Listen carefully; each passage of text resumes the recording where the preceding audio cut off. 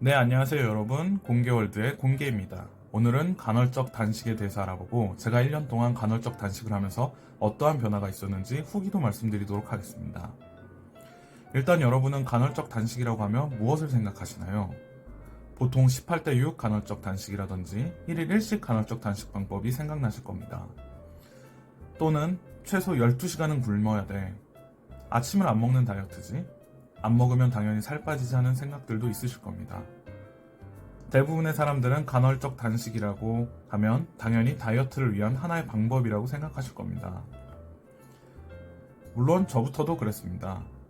하지만 제가 오늘 여러분들에게 말씀드리고 싶은 거는 간헐적 단식은 다이어트를 위한 여러 가지 방법 중 하나의 방법이 아니고 삶을 더 나은 방향으로 바꾸는 라이프 스타일의 변화라는 것입니다.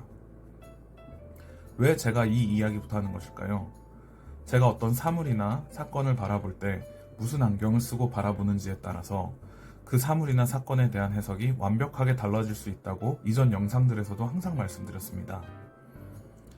간헐적 단식을 다이어트의 도구로서 바라봤을 때에는 살이 잘 빠지는 방법 정도로만 생각하게 되지만 이 간헐적 단식을 삶을 나아지게 만들 수 있는 정말 좋은 방법, 그래서 평생 해야 되는 방법이라고 생각하고 바라보았을 때 간헐적 단식이 우리에게 다가오는 의미는 달라지게 됩니다. 퀴즈 한번 드려보겠습니다. 우리 인간은 수면 상태가 기본 모드일까요? 아니면 깨어있는 상태가 기본 모드일까요? 또 우리 인간은 공복 상태가 기본 모드일까요? 아니면 무엇인가를 먹고 배가 차 있는 상태가 기본 모드일까요?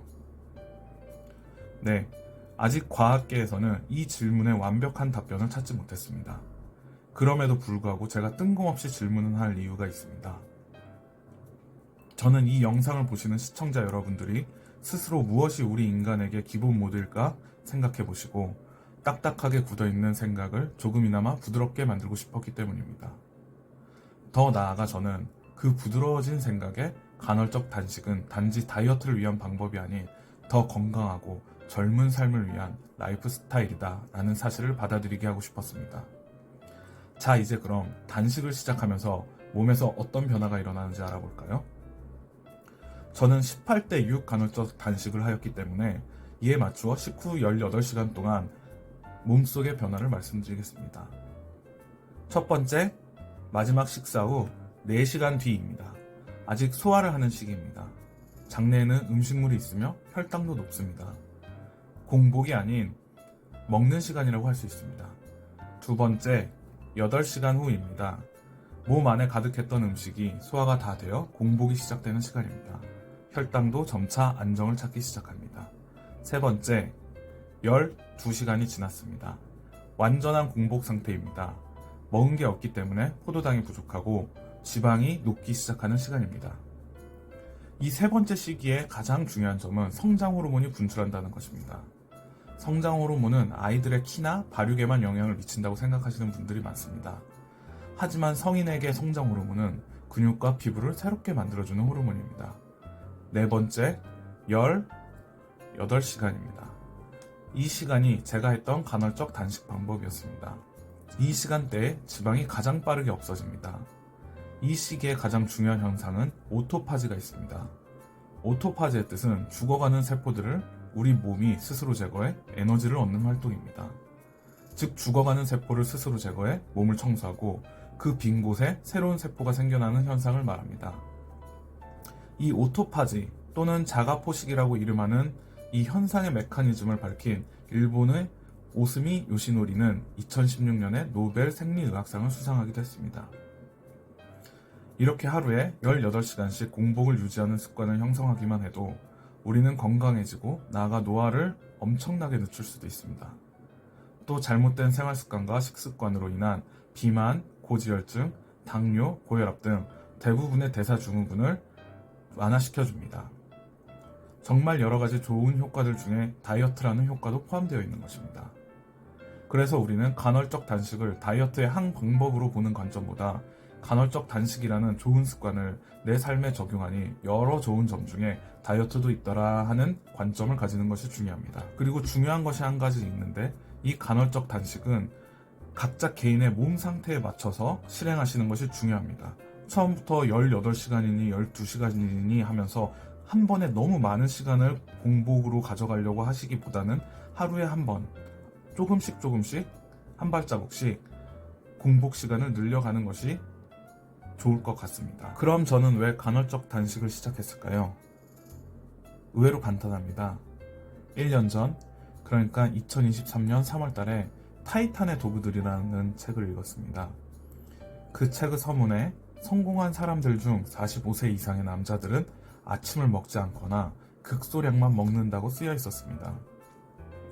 저는 그래, 내가 성공한 사람은 아니지만 최소한 성공한 사람들이 하는 것처럼 해봐야지 하며 아침을 안 먹기 시작했습니다. 네, 이게 간헐적 단식을 제가 시작한 이유였습니다. 그때는 이게 간헐적 단식이라는 것도 몰랐고 그저 성공한 사람 따라하기 정도였습니다. 근데 신기한 일이 일어나기 시작했습니다. 술도 매일 먹고 그 양을 줄이려고 노력하지도 않았습니다. 다시 말하면 아침 한 끼 안 먹는 것 말고는 제 삶에 변화는 없었습니다. 하지만 살이 쭉쭉 빠지기 시작했습니다. 운동도 없었고 건강한 식단도 없었습니다. 살은 신기하게 의식하지도 않았는데 2달에 10kg이 빠졌습니다. 물론 110kg에서 100kg로 빠진 거라 몸이 날아갈 것처럼 가볍다거나 몸매가 극적으로 변하지는 않았습니다. 하지만 조금씩 무엇인가가 변화하고 있었습니다. 일단 첫 번째로 아침이 가벼워졌습니다. 항상 깨질 듯한 두통이나 무거운 머리를 이끌며 잠에서 깨곤 했는데 훨씬 좋아졌습니다. 그 다음으로 오전 시간을 함부로 하지 않게 되었습니다. 아침을 먹고, 사실 아침을 먹는다는 표현보다 해장을 했다고 하는 표현이 더 잘 들어맞지만 여튼 아침을 먹고 나면 나른하고 핸드폰을 보며 눕고 싶다는 생각이 강했습니다. 하지만 지금은 오전 시간에 산책이나 요가 등 운동을 하고 있습니다. 오전이 소중해졌습니다. 이와 같이 제가 의식하지 못하는 사이에 조금씩 좋아지고 있었습니다. 하지만 딱 여기까지였습니다. 결국 중독을 끊어내지 못하면 더 나아가지 못한다는 것도 알게 되었습니다. 하지만 만약 간헐적 단식을 하지 않았다면 이러한 사실들을 알 수 있었을까요? 저는 그 전과 똑같은 삶을 살며 술을 마시고 있었을 것 같습니다. 자, 이제 그럼 알아차렸으니 술과의 싸움을 다시 시작하러 가보아야겠죠. 여러분도 할 수 있습니다. 이번 주 한 주도 모든 중독을 이겨내시고 삶의 건강과 행복 더하시길 바랍니다. 작은 채널이라 찾기 힘드실 겁니다. 저와의 여정 함께 하실 분들은 구독과 좋아요 부탁드립니다. 영상 시청해주셔서 감사합니다.